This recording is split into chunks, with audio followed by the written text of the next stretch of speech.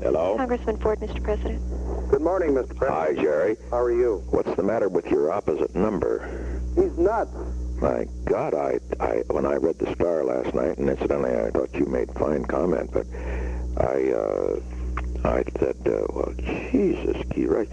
Did you know that the FBI has not had a tap, not only on no congressman or no senator, but not even anybody that has ever, the moment they cross into that Capitol since 1924. Did you know that? I didn't know that, but Hoover's got the record. I mean, this is the most ridiculous damn thing. But the fellow is, he's on the sauce, isn't that it? Well, I'm afraid that's right, Mr. Or is he crazy? I mean, he's either drinking too much or he's taking some pills that are upsetting him mentally. Last Thursday, when we were getting the program for this week, he was mumbling. He was almost incoherent. It was very embarrassing to Carl and to everybody who was on the floor. We've got, I hate to say this, but we've got to be awfully careful what we tell him. Well, that's the problem. One thing I called about you, I'm afraid that we'd better not. I was planning to have a meeting at 7 o'clock tomorrow night of the Big Five, but how the hell can I tell him? That's only 2 hours before, though. He can't do much damage. No, he'd probably go out and screw off on that. But I don't think I can ever tell him anything in confidence. Well, I think you've got to be awfully careful. Anything that's classified. I know. Well, frankly, everything I say is classified because they go out and quote the president, and that becomes part of the record. Well, anyway, I don't know. Is this something that you could talk to Carl about in confidence and say, look, I mean, in other words, I never have any problem meeting with you and Carl. Right. But, God, maybe that's the answer, that I'll meet with you and Carl, and damn it, I'm just not going to have this fellow down here because you can't have a nut, you know. I mean, with Carl, you agree he isn't ever going to leak anything, will he? He's a man of high principles. Well, all right, I'll leave it to you to talk to him, Jerry. And, I'll talk to Carl, and then I'll call you back or talk to Clark. Well, I'll tell you what you do. Why don't you...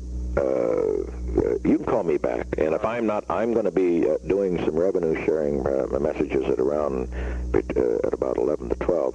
But if you find that Carl feels there's any doubt, then what we'll do is to just have you and Carl, and from the House, and just say we want only 2 from the House, and then I'll have only Mike and Scott from the Senate. I think that's a proper dividing line. After all, in a sense, it's sort of the speaker is a partisan. That's right. And it would be like having the president pro tem added in. You know, we used to add Dick Russell for reasons, but we don't add Ellender. No. So I think if I could have you and Carl, I'd feel perfectly free to talk anytime. But that's what I really called you. But I don't feel I can talk in front of this fellow.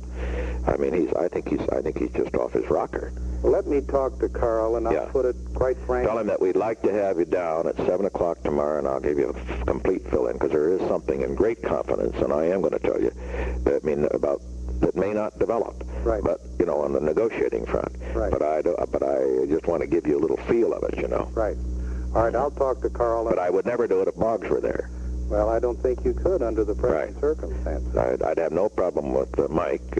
Oh, no. Okay. All right, Fine, but I'm glad you... what do the other members think of his attack on Hoover? I mean, understand, we all know Hoover's old and so forth and so on, and good God, I mean, he's got to make up his own mind about the retirement thing. We know that. But on the other hand, gee, gods, you can't just damn the whole FBI for being Gestapo. That's just ridiculous. Well, I was just shocked when he took the floor. Were the Democrats shocked, some of them? Well, they just sat there with their mouths open. Yeah. And so I just off the cuff got up and made the comments that I made because... I wish some Democrat would get up, too. It was right at the outset. I see. And there were very few members present. Right. And so the kind that would have spoken up, unfortunately, were not there. Now, incidentally, your little doves that are flying around in your coat over there to just pipe down, hold their horses, and wait till after they hear what I have to say. Well, I gave them couple of them a good lecture yesterday. Well, the whole point is this. I mean, what the hell is it going to prove? I mean, we know there are probably 25 that'll sign something like that. That's right. But the main point is we got a hell of a lot more that won't. And you were, incidentally, very good on the morning show. I didn't see it, but I read the transcript. Boy, you poured it right to them. Well, keep kicking them in, you know where. Okay. Okay. All right, Mr. President. Thank you.